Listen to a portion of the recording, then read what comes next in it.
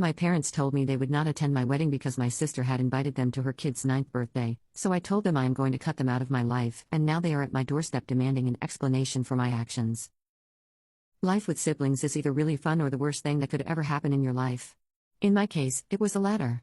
My sister was 6 years old when I was born. It was my parents' dream to have 2 daughters. They had planned everything down to the last detail about our lives. When they found out their first baby was a girl, they wished for their second child to be a girl too.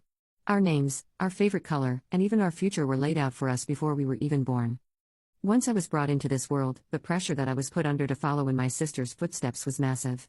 You see, she's the golden child, the one with good looks and athletic interests. She was everyone's favorite. Be it a new classmate or a neighbor, my sister left such an impression that made them believe she was the embodiment of perfection. And then there was me. I wouldn't say I was average, but compared to her, I was below average in my parents' eyes.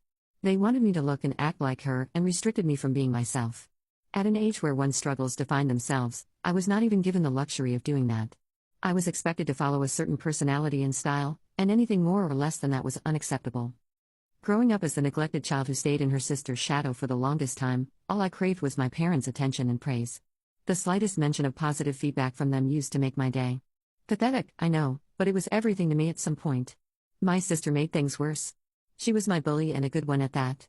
When I completed high school as valedictorian, my parents didn't attend my graduation since my sister was hosting a party at our summer house with her friends. They gave me several excuses, saying high school graduation wasn't that big of a deal. It was the breaking point for me. I knew I had to get away from them to live freely, so I opted for the college furthest from my home. I enjoyed my college life and studied my favorite subject, English, which wasn't acceptable to my parents. I learned to ignore them and live my life the way I wanted. There, I met a guy and fell in love. He saw me for who I was and not for my family or my sister. Usually, people only got closer to me just to get my sister's information, so the friends I had weren't even friends. In college, I got to learn the value of friendships, love, life, and everything in between. When I graduated with my friends and boyfriend, I didn't bother calling my family since I knew they would cook up another excuse to miss it. I got a job and moved in with my boyfriend. All that while, whenever my parents called me, the news about my sister was the only thing I heard from them. They never cared to ask anything about me, and I never had the energy to tell them about me. After a few years, my boyfriend and I got engaged and were set to marry later that year. I broke the news to my family, who surprisingly showed interest in the marriage. However, they were disappointed when they found out that my fiancé was from a normal middle-class family rather than a rich one. They wanted me to find someone like my sister did and get married into a socially high family. I was speechless at their suggestion but chose not to reply to it.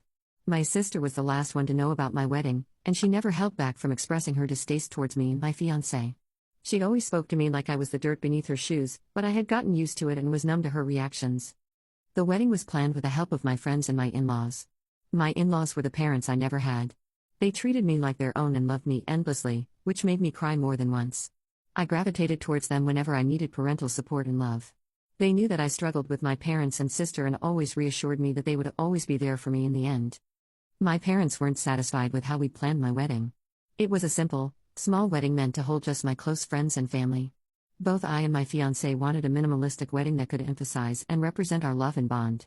My parents wanted me to change the details to fit a bigger crowd and extravagant decorations.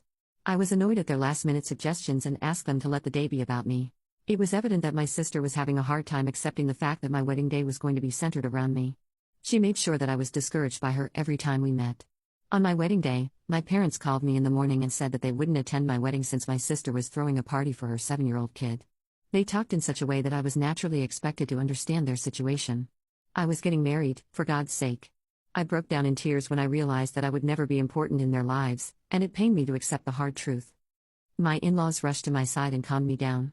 My fiancé was furious when he heard about my parents not attending and even asked me if I wanted to postpone the wedding. After a few minutes to myself, I asked them to continue the ceremony. The wedding hall currently held the most important people in my life, and if my parents weren't inside the hall, it depicted their place in my life. The wedding went by smoothly. It was so beautiful and everything my husband and I had dreamed of. I noticed missed calls and texts from my parents updating me about the party my sister hosted, not even congratulations. I decided that it was time I cut them off from my life. I called them then and there and told them that they were no longer part of my life. They were livid, and before I heard their replies, I hung up and blocked their contacts. I was so mad. Almost a week later, they came to our apartment and demanded an explanation for cutting them off from my life. I stated how they never cared for me or my achievements and how I was ignored all my life compared to my sister. They gave the typical answer that they did all that because they loved me. I scoffed. The truth was never appealing, but I had learned to accept it.